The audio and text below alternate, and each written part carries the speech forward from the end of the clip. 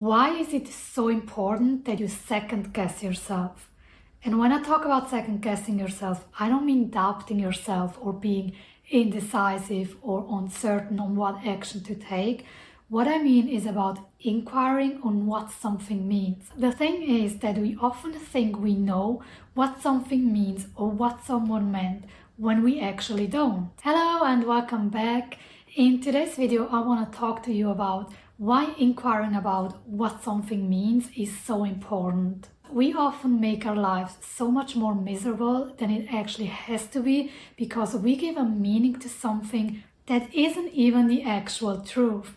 So something might happen and you give a meaning to that situation, but you never questioned or inquired if that meaning that you gave that situation is actually true or not. So it could be that you are holding a grudge towards a person or towards a situation for absolutely no reason. So we're going to look on how you can inquire whether something is really what you think it means or if it's not. And I'm going to share with you a personal example on how I use this to basically resolve a tension between me and my mom that has been going on for years. I'm going to share at the end like the best resource that I have found when it comes about inquiring and getting to the actual truth. Also, I'm currently working on a way on putting all the resources that I'm going to share throughout the YouTube videos in like one place. It's currently not up yet, but I'm gonna put it in the description box as soon as it is up. So I just want to give you a heads up. It could be that you are watching this video and the link is not down there yet,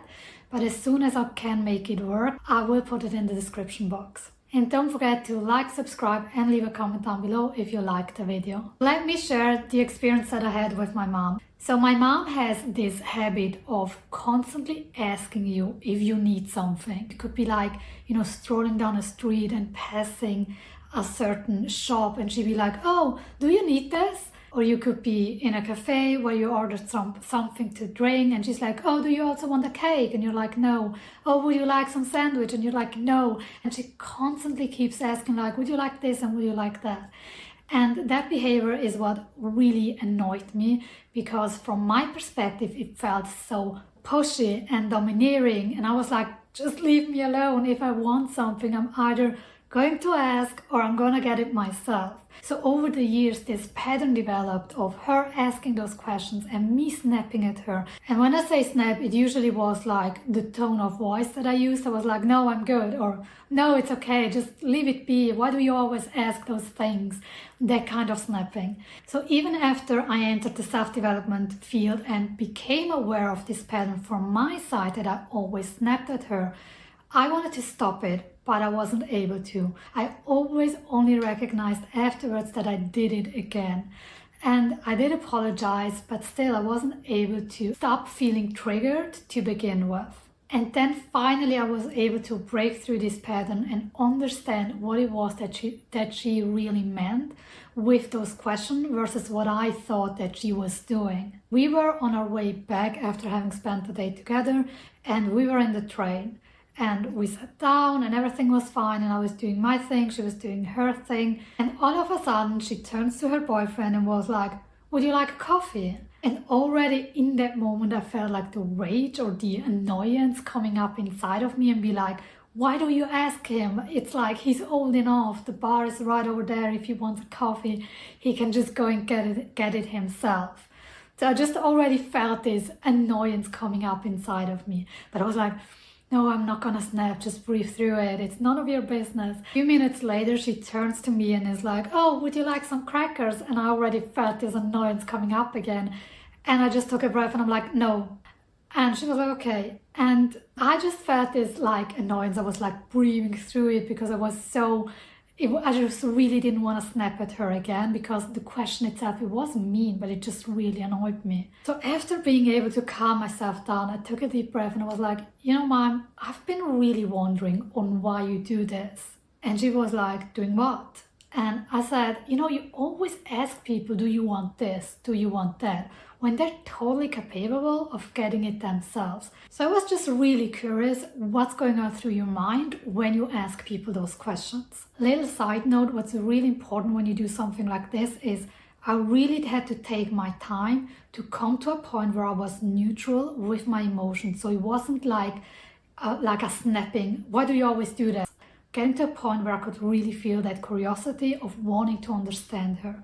So this is really important when you do this. After having asked her, she really paused for a moment and she actually had to think for herself, like, why was she doing this always? So after a pause, she looked at me and was like, I think it's because I know I'm taken care of and I want to make sure that everybody else is taken care of as well.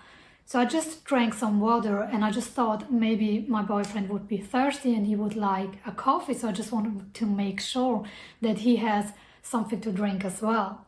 And when I looked to my purse, I saw that I still have some crackers and I just wanted to make sure that you are not hungry. And that response totally baffled me because it was the absolute opposite of what I always thought it meant. And I just looked at her and I was like, oh my God, I've been snapping at her for years that she was just pushy and, trying to push things onto me when all she really wanted was take care of me, like make sure that I'm taken care of. And this is like the key difference, like the important distinction. It's about what meaning have you given to it and have you verified that meaning. This brings us to the second part of the video where I want to tell you on how you can inquire about those things and some resources that you can use. So let me break it down for you into a step-by-step approach. First is awareness. In order to be able to inquire about something, you need to know that there is something to inquire about. It's all about noticing that you have a reaction to begin with.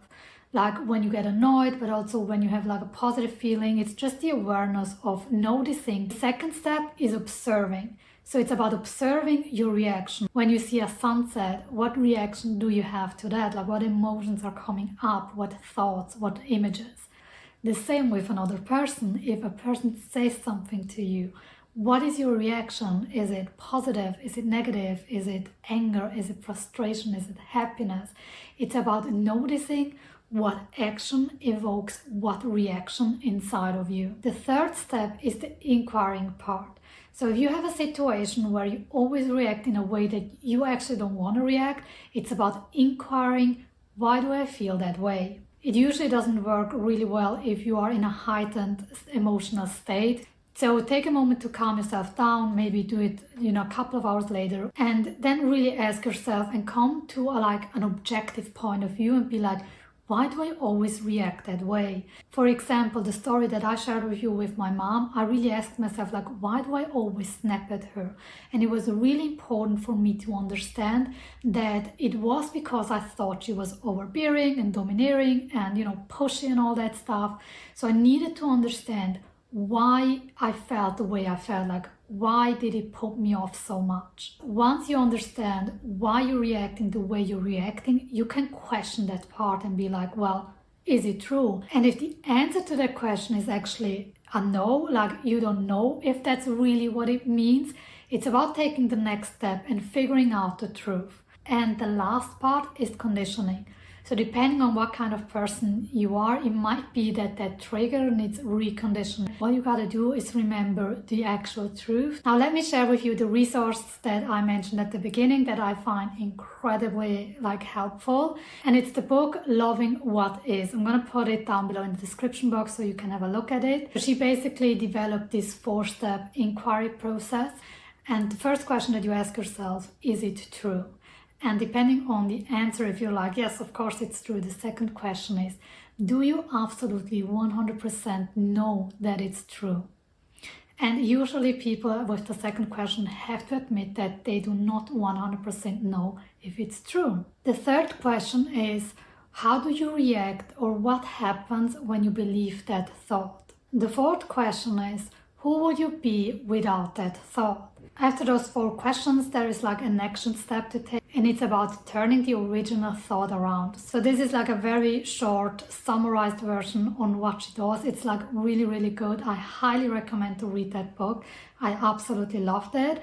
And basically what I shared with you, the step-by-step approach on how to change those patterns that you want to change, just adapt it to my own version, but the principles are the same. So I really recommend that you read the book. Also, there is an app, I think it's free. I downloaded it a couple of years ago and used it for a while. And at that time, it was a completely free, and she basically guides you through those questions in an app. But the next time that you feel triggered by another person, don't forget to second guess yourself and question and inquire, does it really mean what I think that it means? So if you liked the video, don't forget to like, subscribe and leave a comment down below, and I'll see you in the next one.